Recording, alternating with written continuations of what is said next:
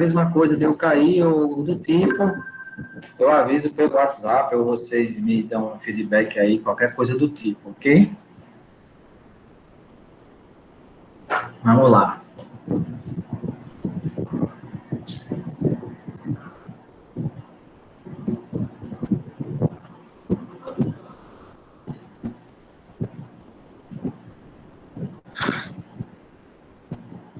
Na aula passada a gente viu os conceitos, né? Inclusive foi uma discussão muito boa, né? Da gente sobre essas questões culturais, né? Que a gente viu aí os conceitos lá da teoria da ação motriz do Parlebar, né?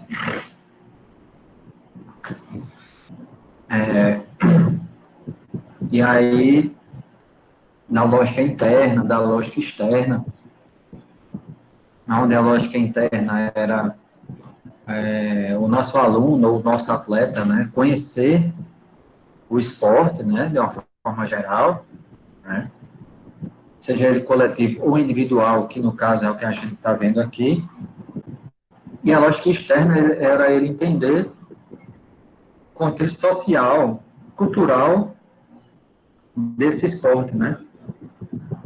A interna é a questão das regras, características do esporte, né, a gente citou aí, por exemplo, badminton, ele é jogado com raquete, jogado com peteca, há uma quadra, há uma rede, isso é a lógica interna, né? O futebol, né, ele pode ser praticado na areia, pode ser praticado na quadra, pode ser praticado na grama. Tem duas traves, tem duas equipes, o objetivo é fazer o gol, há faltas, né? Há jogadores de forma coletiva e por aí vai. Já a lógica externa que a gente viu era a questão de você entender o que cada esporte desse representa dentro de um determinado povo, né? Pensando aí no futebol no Brasil, né? É o esporte nacional, porém, é o esporte nacional, mas desvaloriza-se o futebol feminino. E por que desvaloriza-se o futebol feminino, né? Aí a gente vai entender as questões do machismo, a sociedade patriarcal, enfim.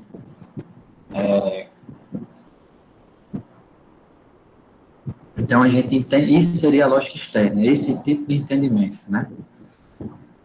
A gente também viu a classificação dos esportes, né? Esporte de marca, esporte de combate, esporte de invasão, né? Viu possibilidades de formatações de práticas, né? Como jogos reduzidos, jogos modificados, critique game, a gente viu tudo isso na aula passada. Hoje, vamos falar, dar uma abordagem histórica, né? Dessas modalidades esportivas individuais. Obviamente que perpassa também pelas coletivas, né?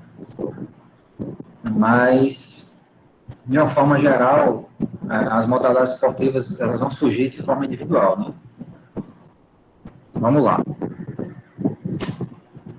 Estão ouvindo e escutando bem, né? Posso continuar?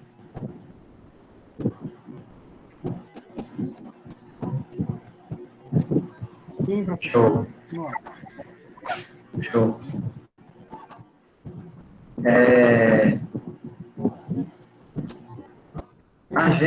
A gente tratou disso, inclusive, né? Sobre a gente tratou disso no atletismo, né? A disciplina do atletismo, né?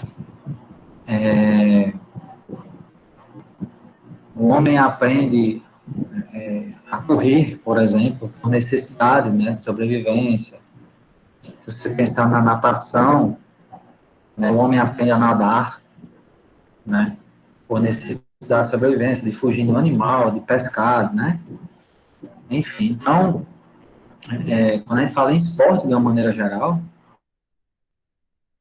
né, esse ser humano, ele já praticava o que a gente conhece hoje como esporte, obviamente, né? Mas ele não era uma prática esportiva, né? Eram práticas corporais, eram movimentos inerentes à sua necessidade de sobreviver. Por exemplo, a corrida, a natação, o trabalho coletivo, o trabalho individual, né? Tudo isso aí era muito da necessidade da sobrevivência desse homem, né?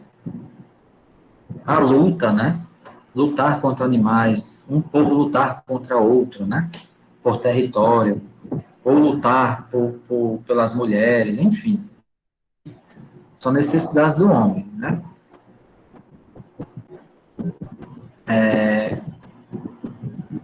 E aí, quando a gente fala de educação física, pessoal, de uma maneira geral, né, a gente tem que falar da Grécia. Né? A gente não pode fugir da Grécia. A gente fala muito, a gente lembra muito da Grécia como o berço da democracia, e de fato é. Né? Enquanto as nações, no período antigo, né, tinha-se imperadores, reis, né, monarcas e por aí vai, a Grécia votava, o povo grego votava nos seus políticos. Né? Então, a, a, a democracia que a gente conhece hoje, ela nasce em berço grego. Né? Quando a gente lembra da Grécia, a gente lembra muito disso, né? Mas na nossa área, em especial, a gente tem que lembrar sempre dela, né? A Grécia vai ser o berço dos esportes, da ginástica, né? Das atividades físicas, do exercício físico, né? Então, não esqueçam disso, né? A Grécia é conhecida como democracia, a Grécia é conhecida como os deuses da Grécia, né? Atenas, Zeus e por aí vai. E é conhecida também pelos filósofos gregos e pelos guerreiros espartanos, né? Mas não esqueçamos, por favor, da, da Grécia enquanto berço da nossa área também. Viu? Então, aí, quer dizer, né? Na Grécia Antiga, a atividade física já fazia parte da educação. Né? O Platão, né? Defendia a ideia de que o tiro, a lança, esgrima e todo tipo de movimento do corpo para o exército deveria ser ensinado por um professor. Ou seja, na Grécia já se entendia, logicamente, que de uma forma rudimentar ainda, que a física já fizesse parte da educação de uma forma geral, né? Da educação de uma forma geral. E isso é importante para a nossa área, visto que a educação física aqui no Brasil é componente curricular das escolas, né? E tem o mesmo valor, apesar de não ser tratada dessa forma, mas tem o mesmo valor educacional, de crítica, de libertação, de passar de ano ou não, de matemática, geografia, história, português e por aí vai. Então, já se pensava essa atividade física lá na Grécia, que esta seria necessária à educação do sujeito de uma forma geral.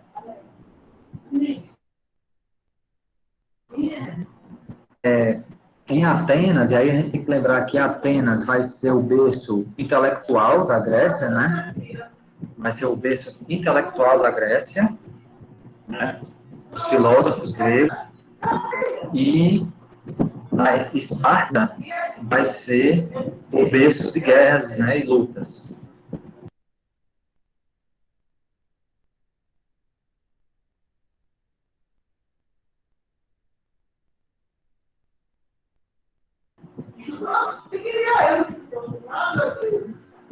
Então, assim, lembrar sempre disso, né? Atenas, berço intelectual, Esparta, berço de guerra, né? E aí, buscava-se essa educação do corpo, nessa educação corporal, para que se assemelhasse aos deuses, né? Visto que a relação dos gregos com os deuses era muito próxima, né? Não é à toa que vocês conhecem, né? Diversos filmes, diversas séries, né? Que quando fala-se de Atena, né? Hércules, né? Zeus, Afrodite e por aí vai. E também tem os semideuses, né, que seriam a forma que eles acharam, os gregos acharam, de se aproximar dos deuses, já que eles, enquanto seres humanos, não poderiam ser deuses, né? Mas há semideuses, que seria a relação de um deus como humano, e nasce um semideus. E aí, Esparta, formação de guerreiros, né? Inclusive tem filme, né? Que fala de Esparta, né? Presença de Esparta. E aí vem o que a gente falou eu não sei se foi em atletismo, né? Que a gente falou da eugenia, né? Acho que foi Moisés que a gente falou da eugenia, né? Nasceu deficiente, nasceu em Esparta deficiente, nasceu com alguma dificuldade, qualquer coisa do tipo era descartado, né? Tinha que ser saudável, forte, sem doença, tudo perfeitinho. Tem até a imagem, né, do guerreiro espartano pegando um bebê assim, esse não presta, joga no abismo, esse não presta, joga no abismo, né? Era bem isso, de fato, tem hoje em dia aí. E aí vem os Jogos de Olímpia, né? Já tratei deles com vocês, mas é bom frisar, né? Sempre, né? Olímpia é uma cidade grega, né? Onde eram realizados os jogos. Né? Quem vencia esse jogo era a confraternização dos estados gregos, né? Quem vencia esses jogos ganhava dinheiro, ganhava honra aos deuses e por aí vai, como premiação, mas não havia a competição entre um estado e outro, quem ganhava mais, quem ganhava menos, quem ficava em primeiro, segundo, terceiro, não. Aí era mais uma confraternização e premiar, apenas isso.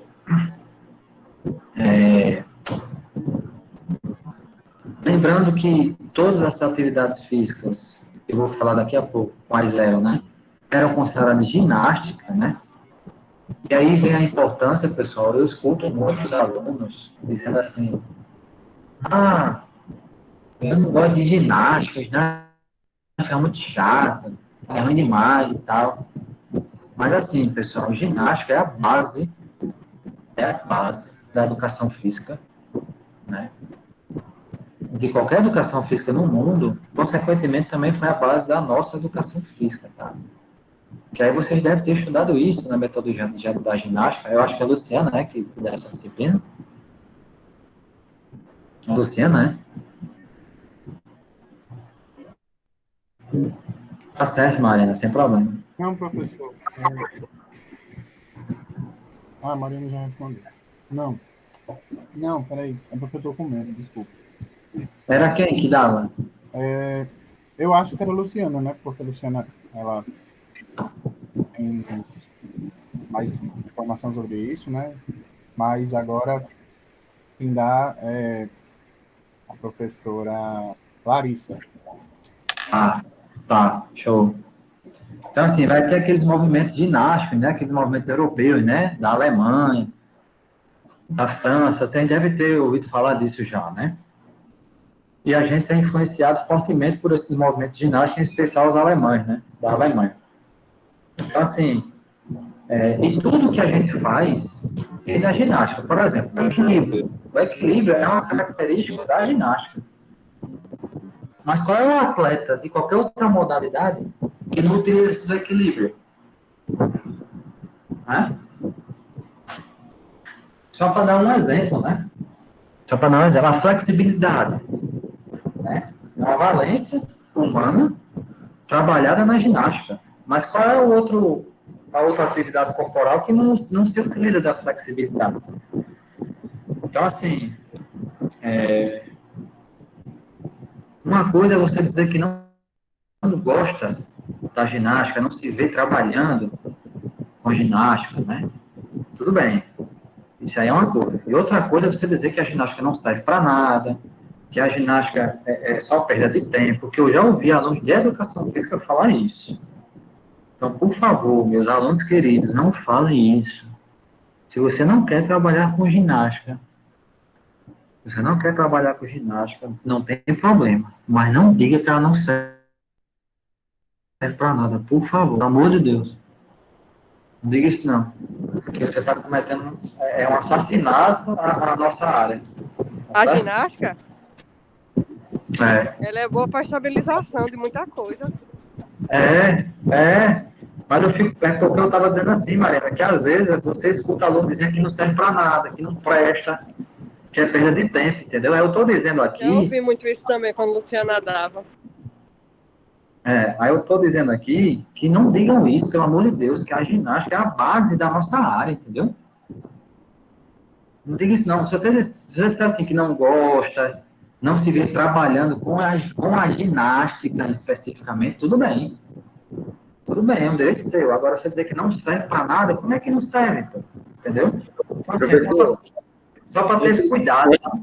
infelizmente, professor, a galera acaba não sabendo o que é a ginástica, na verdade. Por isso acaba não gostando.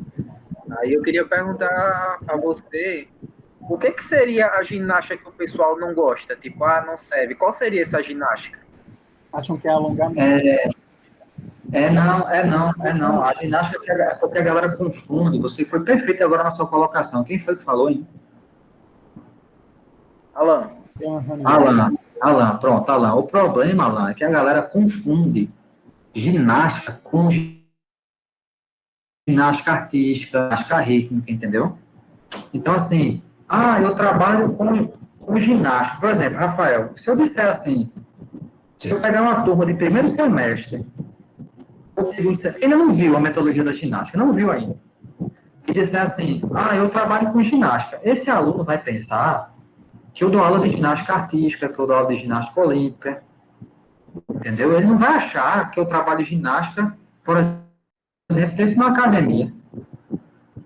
Entendeu? Ele não vai ter essa noção. Ele não vai ter uma noção de que eu trabalho ginástica com... Realmente ele não vai saber mesmo, e por não ter tido a vivência do esporte, ginástica no geral mesmo, a gente acaba tendo uma opinião um pouco distorcida. Eu digo porque eu tenho uma empresa de ginástica. Eu ofereço ginástica, eu tenho uma empresa de ginástica, na qual eu dou cursos pelo Nordeste todo, que é voltado para ginástica do CrossFit. Entendeu? Então, é uma coisa que não tem encanto nenhum, cara. E se você... Já vou deixar a dica para a galera que tá concluindo o curso junto comigo aqui. Se você quer ganhar dinheiro, velho, entra, porque é muito valorizado. O que ganharia num salão de musculação, sei lá, 5, 7 reais a hora, a gente ganha 75 a hora. Entendeu? Então, tipo, se você disser que ginástica é ruim, cara, você não tem noção do que é. Aí depois, Alan, que você começa a entender o que é ginástica de fato, aí você começa a mudar de pensamento. O problema, Alan, que eu digo assim, não é um aluno que não sabe ainda que ginástica não é apenas você fazer uma acrobacia no solo, entendeu? Porque ali ele não sabe, o que ele sabe é o senso comum. Muita gente acha muito monótono também. O que eu critico... Faz um movimento, mas também não entende por que está fazendo aquilo. A minha crítica, Alan, vem em que sentido? É depois que você sabe o que é ginástica, de fato, você dizer que não serve para nada. Aí, você deixa o professor de vocês doente, do juiz. Você tem condição de dizer uma coisa dessa, professor. Entendeu? Você colocou aí que é a mãe do movimento. Eu concordo plenamente, pô. Tudo que você faz na sua vida tem ginástica, pô. Não tem condição, não. Eu dei um exemplo só de equilíbrio. Um exemplo de equilíbrio, que é um movimento ginástico. Um exemplo. Eu posso dar vários aqui. Sim, com certeza. Só o fato, Alan, de você estar sentado aí, né, ou deitado, ou em pé, você já está equilibrado. Isso aí já é ginástica, entendeu? E a galera não consegue perceber isso, né? É a calistenia, né, professor? calistenia, a ginástica calistênica. Exatamente. A galera não consegue entender. Aí vai achar, por exemplo, equilíbrio. A galera acha que equilíbrio é o cara estar na corda bamba e não cair, entendeu? É um conceito de senso comum, mas não é isso. Equilíbrio, por exemplo, eu estar sentado aqui com vocês, dando aula sem cair da cadeira, eu estou equilibrado. Isso é equilíbrio também. Eu preciso me manter equilibrado sentado na cadeira. Aí, não, mas isso não é equilíbrio não, o que é que não consegue? Não, é equilíbrio sim. Aí, é equilíbrio se você andar na corda bamba e não cair para os lados. Não, isso aí é outra forma de equilíbrio. O fato de eu caminhar, eu estou andando, eu estou equilibrado. Isso é equilíbrio também. Então, assim, são coisas que a gente, quando entra no curso, vem com esse pensamento de senso comum, e é normal em qualquer curso. Mas quando a gente sabe, quando a gente aprende isso, a gente não mais reproduz, né? Não mais reproduz. A gente tem que entender e mudar.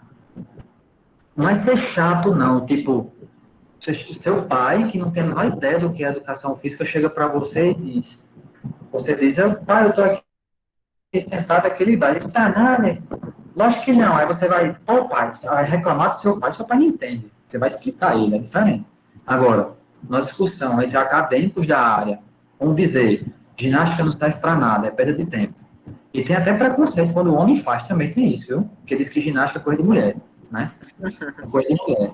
Eu só queria aproveitar para deixar um convite aí para o pessoal da turma que quiser fazer uma aula para conhecer a modalidade calistenia, ginástica calistênica, a gente marcar aí algum dia e para poder mostrar que é muito legal, cara, é muito legal.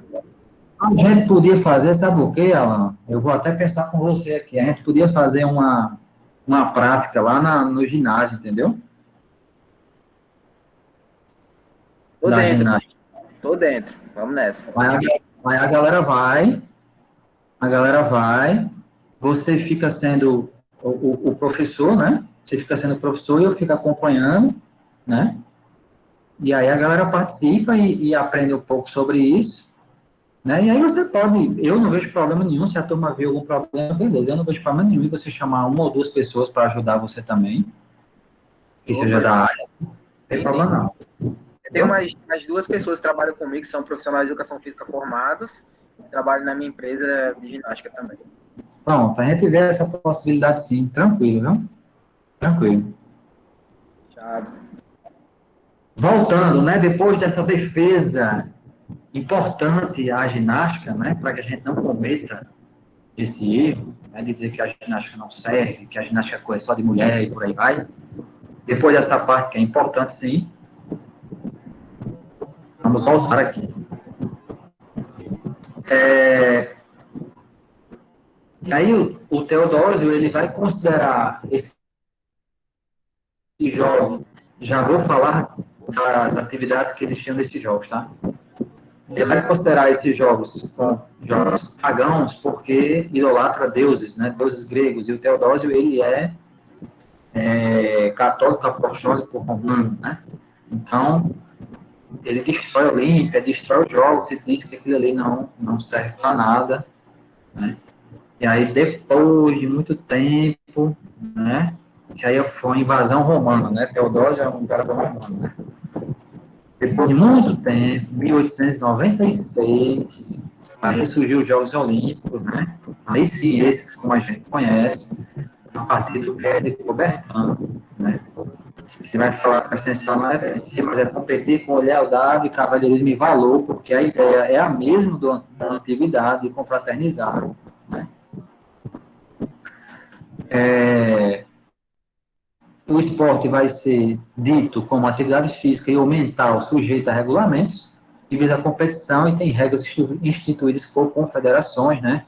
O que isso quer dizer, a grosso modo, né? O esporte, de uma forma geral, o futebol, o vôlei, o basquete, o badminton, o tênis, não interessa qual seja, para ele ser um esporte, para essa atividade física, essa prática corporal ser considerada um esporte, ela tem que ser praticada da mesma forma em todo o mundo, né? Então, por exemplo,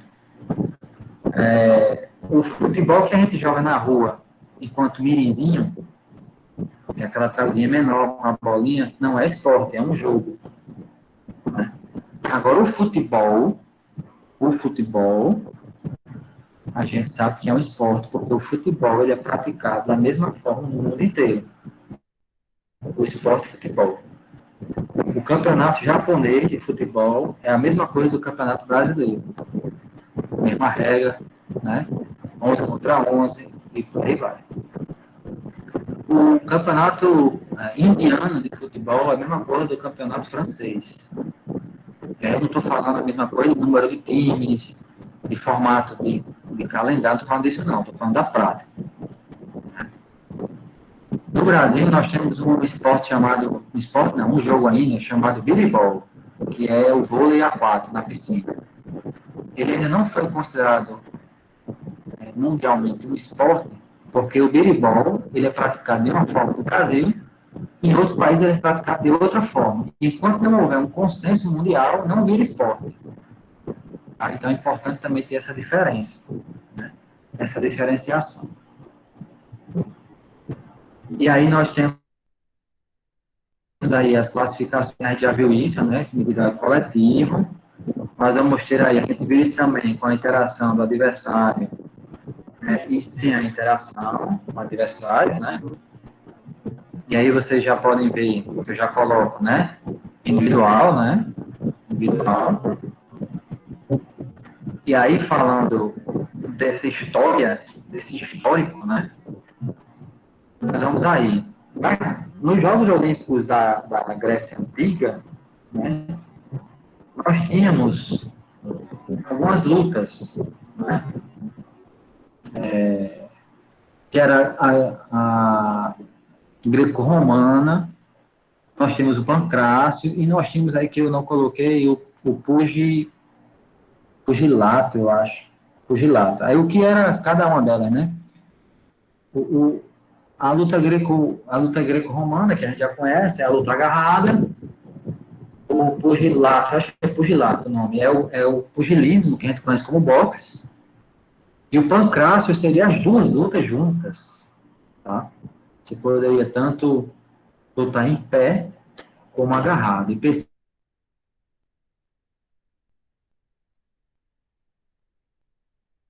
violentas, praticava-se com os corpos de preferência em azeite e areia, né? Não se usava arma, né? Existiam poucas regras, ou seja, valia quase tudo, né? Não podia morder, atacar a área genital, ou pôr o dedo nos olhos, isso aí era uma regra que era a única que tinha. Vencia-se por finalização ou incapacidade de lutar do oponente, né? Quando alguém desistisse, ou quando esse fosse finalizado, né? A desistência geralmente ocorria porque o sujeito não aguentava mais a luta, né? E a finalização é a que a gente já conhece hoje, se a gente for pensar em MMA, né? Uma chave de braço, vai quebrar o sujeito, né? Ele desiste, né? Da luta, enfim.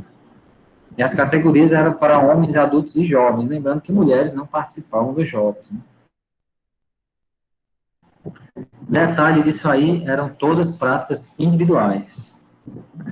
O atletismo, que a gente está vendo na disciplina de atletismo, né? Nós tínhamos aí as corridas pedestres, né? Que seriam, o nome da prova é estádio, que era uma corrida de 192 metros. Diaulos, desculpe, que eram de 384. Bolichos, que é entre 7 a 24 estádios. Tem outros também, né, que eu estou colocando aqui só a título de conhecimento, né, para vocês perceberem que é também atividade individual. Né? As corridas equestres, né, que aí você utilizava-se de carruagens, de carroças, de cavalos, né, para a realização dessas provas, o que a gente conhece hoje como hipismo, né, as provas de hipismo nos Jogos Olímpicos, né, tinha aí os carros, né, que eram 12 voltas ao hipódromo, as bigas, que utilizavam 2 cavalos, as quadrigas, que utilizavam 4 cavalos, né, E tinha os cavalos normais, que a gente conhece até como aquelas corridas no hipódromo, né, que você aposta nos cavalos, né? Pronto, vem tudo daí. E percebo que ainda continua sendo individual, o sujeito, né? E o pentatlo, né, que é o lançamento de disco, lançamento de dardo, salto de distância, luta e corrida. Hoje é de outra formatação, mas já existiu o pentatlo aí. E percebam mais uma vez, uma prova individual. Tá?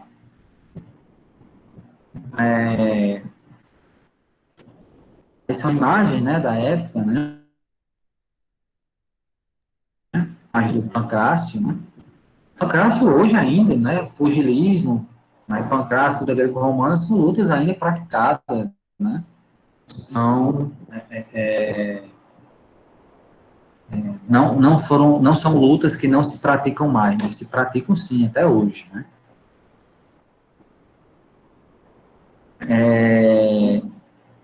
E aí vem a evolução, né, desses esportes individuais, saindo dessa antiguidade, entrando na moderna, e aí também adentrando a deficiência, né? Hoje nós temos os Jogos Olímpicos, assim que termina os Jogos Olímpicos, nós temos os Jogos Paralímpicos, né?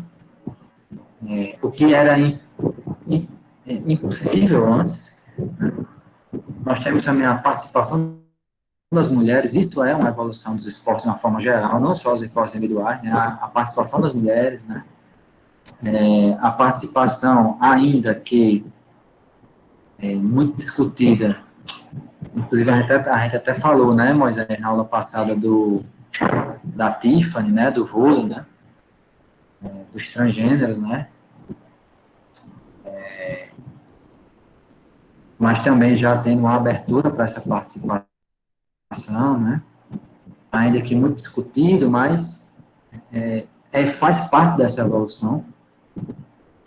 E o deficiente, pensar nos espartanos, né, na eugenia, um deficiente jamais participaria disso, né?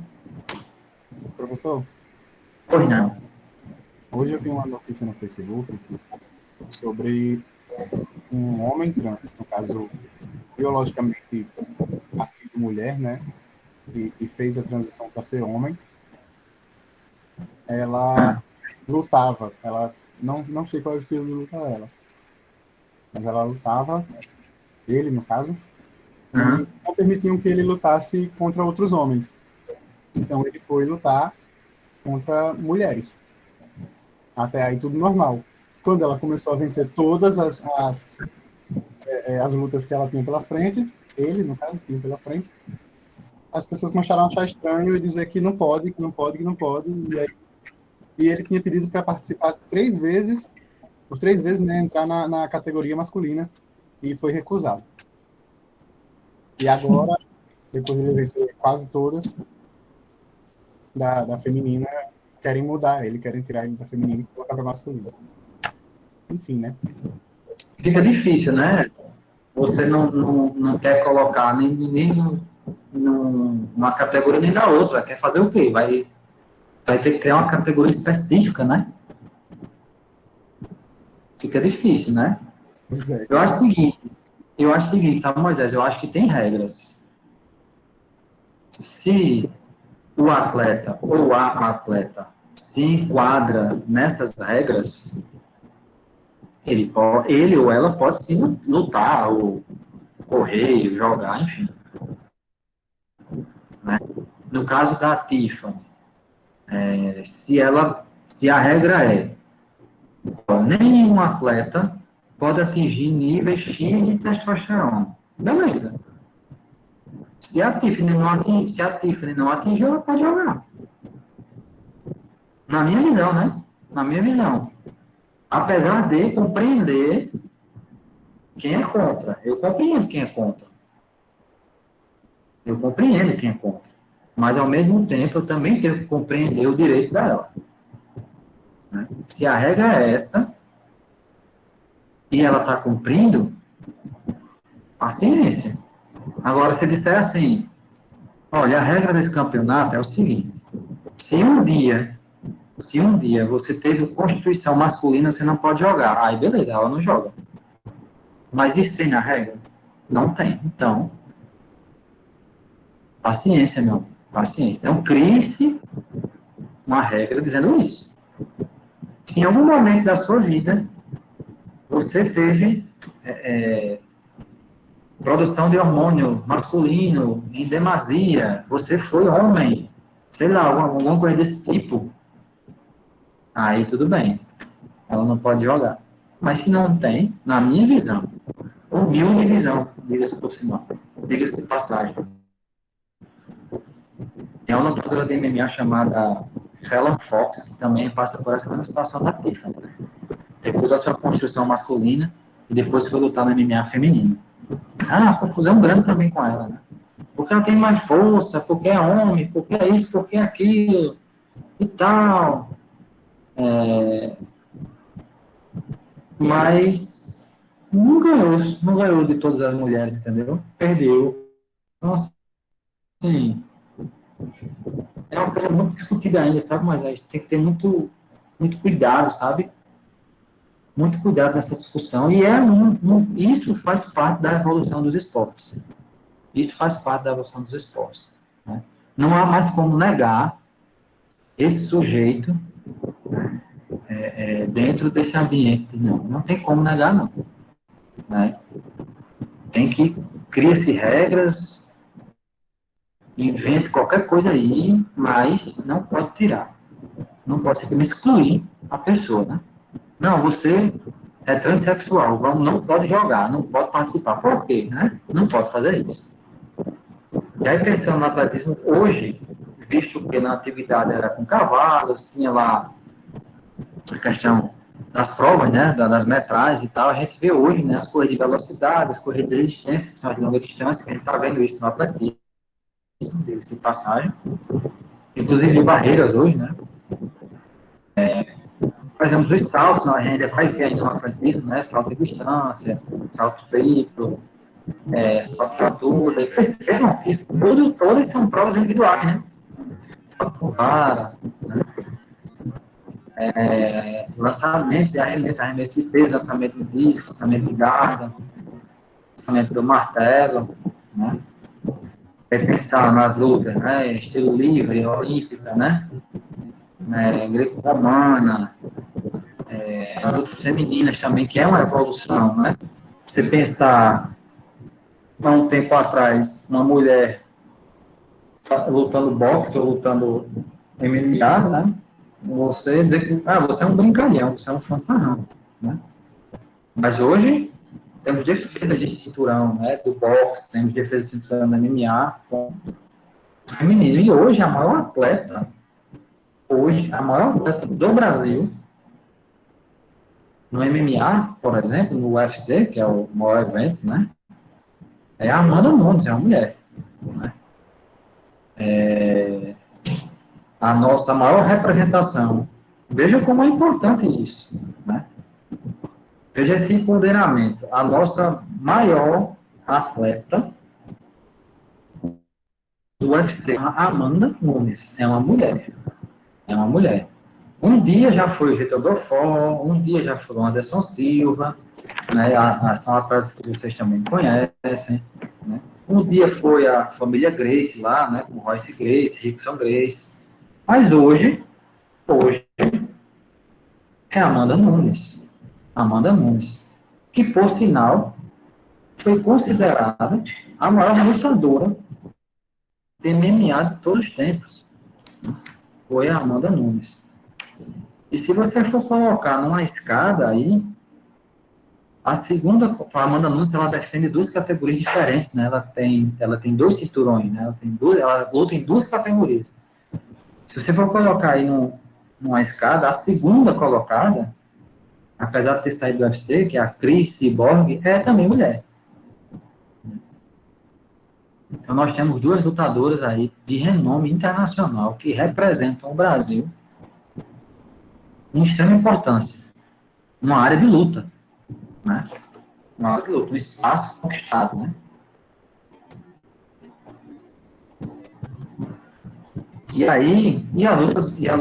as lutas marciais de uma forma geral, né? Nós temos também aí o hipismo, nós temos aí o xadrez também, é um esporte, tá? Nós temos o tênis, a natação, o tênis de mesa e outros esportes, né? Individuais, né? Individuais. É a pretensão minha que a gente consiga fazer lá, né? As nossas práticas. Eu pensei aí no badminton e na natação, mas aí a gente pode discutir depois se não pode ser uma outra coisa, tá?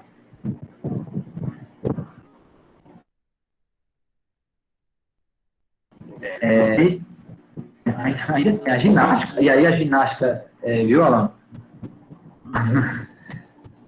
Só não ficar achando que isso também é ginástica, né? Deixando claro. E aí, pensando nos individuais em especial, né, nós temos as desvantagens. Assim, quando eu falo desvantagem, depende muito da sua equipe, né, de uma forma geral, tá? É um treinamento muito solitário, né? Sem colaboração de outra para a vitória, né? Depende muito de você, as coisas, né? Se você estiver num dia mal, perde, né? Se você pensar no coletivo, você mesmo mal, a equipe pode fazer chegar à vitória. E essa é uma decisão solitária na hora da competição. Você tem que estar o tempo todo forte mentalmente para estar tomando sempre as melhores decisões, né? E aí a pressão é bem maior, né? E as vantagens é um treinamento personalizado, porque é você só, né? E a ausência de conflito nas decisões, né? Porque, assim, às vezes, né, tomar a decisão sozinho também é a melhor forma, né? Se pensar no coletivo, um pensa uma coisa, outro pensa outra, e aí dá uma divergência, né? Então, assim, há desvantagens e vantagens, assim como no coletivo também. E aí, eu vou descompartilhar e vou compartilhar com vocês um videozinho aqui sobre o pancrácio. Vocês terem uma ideia dessa luta, né? Que é a mistura do boxe, né? Que a gente conhece hoje, do pugilismo, com a greco-romana, que é a luta agarrada, né? O pancrácio era a mais violenta de todas, porque podia tudo, né? Pensando aí na antiguidade, podia tudo. Vou compartilhar aqui com vocês, peraí.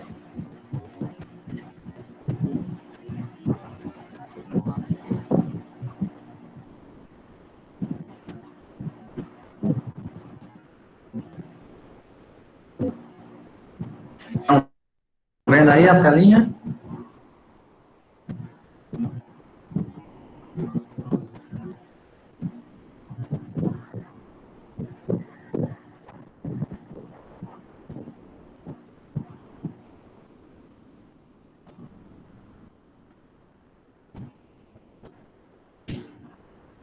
Feedbackzinho, Sim, por favor, professor. professor. Show, obrigado, Mônica. Vamos lá, aqui, ó.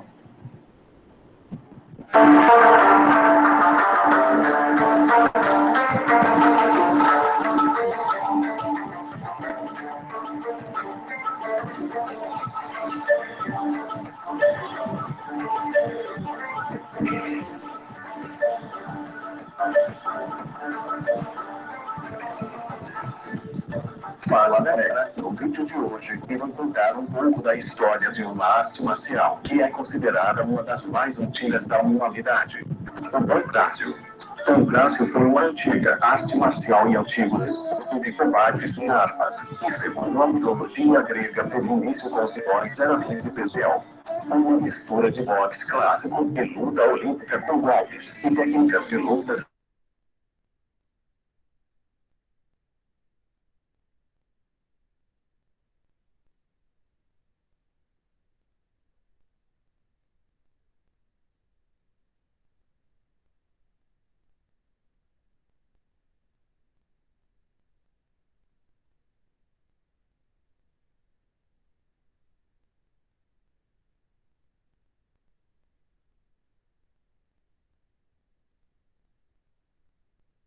impulsadas, estão a origem do pancrácio crescência como tataravô do MMA. Suas regras foram desenvolvidas a partir da luta livre e do pugilato antecedente do boxe, acrescidas de outras ferramentas que lhe deram um tom mais agressivo e menos elegante que suas artes de origem. Teve a sua primeira aparição em Jogos Olímpicos na 33ª Olimpíada em 648 a.C., quando o vencedor foi o gigante Limidanes de Siracusa, que conseguia medir o estádio com seus pés, em apenas 600 passos. A visão acadêmica dominante foi de que o pancrácio se desenvolveu na sociedade grega arcaica do século VII a.C., pela qual, à medida que a necessidade de expressão no esporte violento aumentava, o pancrácio preenchia um nicho de competição total que nem o boxe nem a luta livre podiam. No entanto, algumas evidências sugerem que o pancrácio, tanto na sua forma esportiva quanto na sua forma combativa, pode ter sido praticada na Grécia, já a partir do segundo milênio antes de Cristo. Há evidências de que, embora os locais fossem comuns, a maioria das competições de pancrácio foi decidida com base na finalização, desistência. Os lutadores de pancrácio eram grapplers altamente qualificados e eram extremamente eficazes na aplicação de uma variedade de quedas, estrangulamentos e travas de articulações. Em casos extremos, uma competição de pancrácio poderia até resultar na morte de um dos adversários, o que foi considerado uma vitória. Não havia divisões de peso, nem limites de tempo nas competições. No entanto, havia 2 ou 3 faixas etárias nas competições da antiguidade. Nos Jogos Olímpicos, especificamente, havia apenas 2 faixas etárias, homens e meninos. O evento de pancrácio para meninos foi estabelecido nos Jogos Olímpicos em 200 a.C. Nas competições de pancrácio, os árbitros estavam armados com bastões robustos ou interruptores para fazer cumprir as regras. De fato, as regras em relação ao combate, sem arrancar os olhos ou morder. O concurso em si geralmente continuava ininterrupto até que um dos combatentes se submetesse, o que era frequentemente sinalizado pelo competidor que levantava o dedo indicador. Os juízes parecem, no entanto, ter o direito de interromper uma disputa sob certas condições e considera a vitória um dos 2 atletas. Eles também podem declarar empate no concurso. As competições de pancrácio eram realizadas em torneios, a maioria fora das Olimpíadas. Cada torneio começou com um ritual que decidia quando o torneio aconteceria. No entanto, o pancrácio era mais do que apenas um evento nas competições atléticas do mundo grego antigo. Ele também fazia parte do arsenal de soldados gregos, incluindo os famosos olimpas espartanos e o poderoso exército de Alexandre, o Grande. Dizem que os espartanos, em sua posição imortal e termópilas, lutaram com as mãos e os dentes nos quando as espadas e lanças quebraram. Heródoto menciona que na batalha de Icali entre gregos e persas em 479 a.C., os gregos que melhor lutaram foram os atenienses, e o ateniense que melhor lutou foi um distinto pancratista, Hermônicos, filho de Eubinos. Floriaino descreve o rei Filipe II, pai de Alexandre, o Grande, praticando com outro pancratista enquanto seus soldados assistiam. O objetivo de um professor de combate era ajudar cada um de seus atletas a desenvolver seu estilo pessoal, que se encaixasse em seus pontos.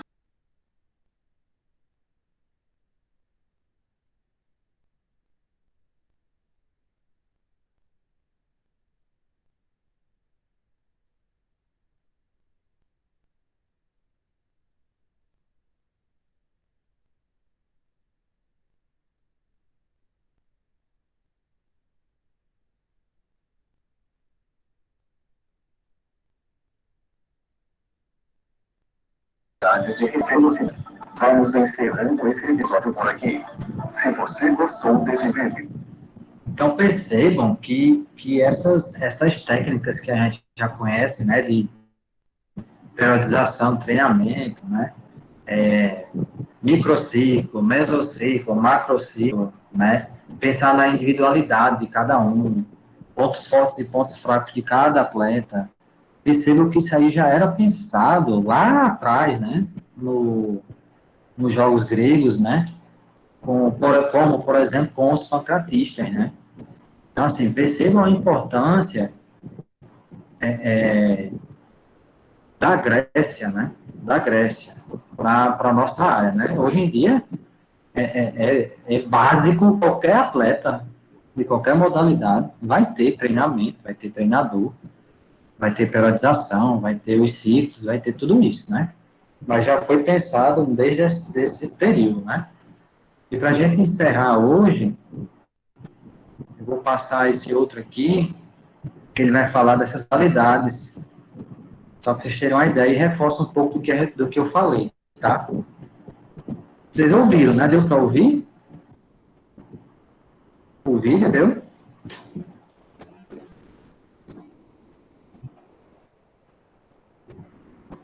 Show de bola.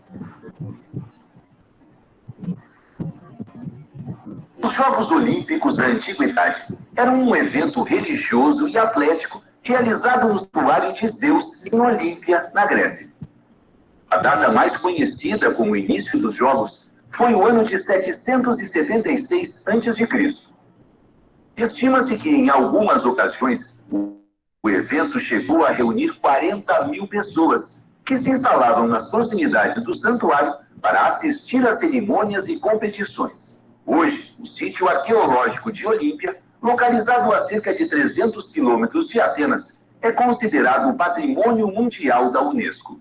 Tanto nos Jogos da Antiguidade como atualmente, havia treinadores, delegações e familiares que acompanhavam os atletas. O público que assistia às competições, porém, era bem diferente. Os homens, fossem eles livres ou escravos, tinham permissão de assistir aos jogos. Já as mulheres, de modo geral, eram proibidas. Mas, de acordo com algumas fontes, as mulheres solteiras e as sacerdotisas da deusa Deméter podiam acompanhar o evento. Antes do início das competições, logo no primeiro dia, eram realizadas cerimônias religiosas e sacrifícios em honra a Zeus. O torneio ocorria no estádio e no hipódromo. No fim do evento, era promovido um grande banquete para homenagear os vencedores. O encerramento oficial ocorria com a realização de novas cerimônias para Zeus. Algumas modalidades eram disputadas em todos os jogos, outras foram acrescentadas ou excluídas ao longo dos anos. Nas corridas a pé, os atletas competiam em linha reta e não dando voltas dentro do estádio, como nas competições modernas. Existiam as seguintes modalidades: estádio, que era a corrida simples ao longo de uma pista de 192 metros. Diaulos, um percurso de ida e volta na pista da corrida simples. Tólico, que eram corridas de longas distâncias, nas quais os competidores davam de 7 a 24 voltas na pista de 192 metros. E oplitódromo, modalidade em que os atletas corriam entre 2 e 4 estádios, na qual usavam capacetes, escudos e lanças. A modalidade hipismo acontecia nos hipódromos e era uma das competições mais populares. Havia as corridas de coches, que era um tipo de carruagem, e as corridas de cavalos conduzidos por jockeys, que não utilizavam selas ou esporas. Graças às corridas de carruagens, algumas mulheres podiam participar indiretamente das competições, pois o vencedor era o dono do animal, não o condutor. Foi assim que a primeira mulher, Cinisca, uma princesa espartana, venceu uma competição em Olímpia, em 396 a.C. Além do hipismo, no hipódromo também ocorriam as seguintes competições: Sinoris, que era uma corrida de coches puxados por 2 cavalos. Apene, que consistia na corrida de coches puxados. Tetripon, eram as corridas de coches puxados por 4 cavalos. E Calpe, que se referia à corrida de éguas conduzidas por jockeys. A modalidade de lançamento de disco, como nas Olimpíadas modernas, consistia no arremesso de um disco à maior distância possível. Os gregos faziam os discos de metal ou de pedra. Atualmente, são utilizados apenas discos de metal. No caso das lutas, há mais de uma hipótese sobre o local onde eram realizadas. Alguns estudos afirmam que as competições aconteciam em frente ao altar de Zeus. Outras pesquisas indicam que elas faziam parte das competições dos estádios. Os atletas enfrentavam oponentes decididos por meio de sorteios. Não havia, como hoje, as categorias por peso. Ao longo as modalidades adquiriam características específicas. Os tipos mais comuns de luta eram pali, uma luta livre em que se competia com as mãos desprotegidas, e o perdedor era o homem que tocasse o chão por 3 vezes. Pancrácio, que era uma luta em que todos os golpes eram permitidos, com exceção de mordidas e golpes nos olhos. Pugilato, uma luta semelhante ao boxe contemporâneo. Os competidores protegiam as mãos com correias de couro. Para tornar os golpes mais violentos, era permitido utilizar pedaços de metal entre as amarras. A disputa terminava quando um dos lutadores desmaiava ou desistia. O lançamento de dardo era disputado nas modalidades de distância e alvo. Os atletas utilizavam uma correia de couro em forma de laço no dardo e assim conseguiam aumentar a distância percorrida pelo dardo. Para a modalidade do salto em distância, os atletas usavam pesos de pedra ou metal. Diferente das regras atuais, o competidor não corria e saltava com os pés juntos, posicionando os braços para frente, paralelos às pernas. Enquanto atingia o chão, o atleta movimentava os braços e os pesos para trás. Nos primeiros eventos do século VIII a.C., até serem interrompidos por ordens do imperador romano Teodósio I, já no século IV d.C., os Jogos Olímpicos da Antiguidade duraram mais de 1 milênio. Então, pessoal, percebam que, se a gente for falar histórico das práticas individuais, né, dos esportes individuais, né, vocês vão lembrar, na mesma hora da Grécia, historicamente falando, vão se lembrar de pronto dos jogos da antiguidade, na Grécia. Todas essas práticas que a gente citou aqui dos jogos eram práticas individuais, né, sejam no hipódromo com os equestres, né, seja nas corridas, que são as pedestres, né, sejam nas lutas, né, seja pancrácio, seja pugilato, ou seja a luta olímpica, né, o greco-romano, né, também são atividades, né, que são individuais, né, são esportes individuais. Então, podemos dizer, nesse contexto histórico, podemos dizer que os esportes, de uma forma geral, eles nascem de forma individual, e a partir desse nascimento individualizado, ele vai criando outras modalidades, aí aparecem os coletivos e por aí vai, né? Isso é um dado importante, né? Isso é um dado importante para que a gente entenda esse contexto dos esportes individuais, né? Individuais. Na próxima aula, eu vou até ver aqui o cronograma, se eu não me engano, eu vou falar, eu acho que a lógica era assim, era dar um esporte individual, acho que era o badminton, eu acho, não sei, não me lembro, né? E depois fazer uma prática do badminton, né? Para a gente entender esse badminton primeiro, depois fazer a prática, depois eu faria a natação, eu acho que é isso. Teoria e prática, enfim, eu acho que é mais ou menos essa a ideia, eu não me lembro agora. Deixa eu ver aqui, bem rapidinho, para não estar passando informação errada para vocês, espera aí, rapidinho eu vejo.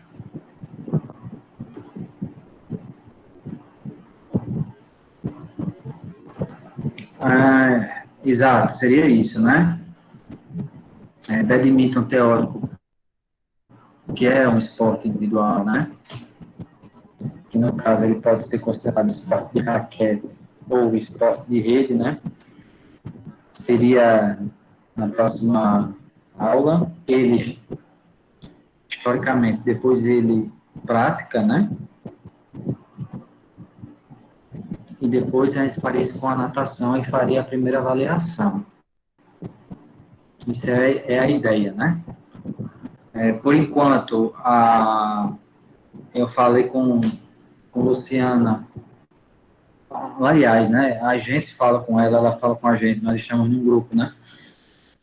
Estão mantidas as aulas, né? Práticas e pelo decreto municipal, né?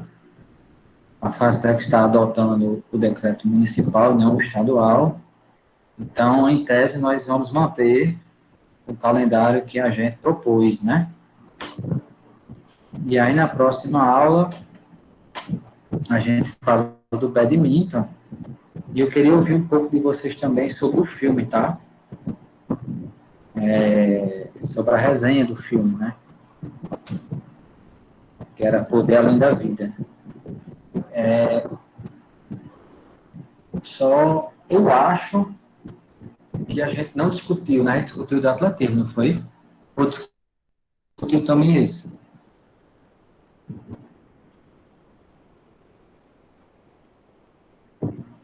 A gente discutiu sobre raça, não foi? Que é o filme do atletismo, né? Sobre o Jesse Owens, né? A gente discutiu esse, Poder Além da Vida, será? Alguém pode me ajudar a me lembrar? Discutiu não, professor. Pronto, show de bola. Na próxima aula a gente discute então, beleza? Então é isso, pessoal. Até nessa aula, até a próxima terça, né? Ok? Boa noite a todos, viu? Boa noite, professor.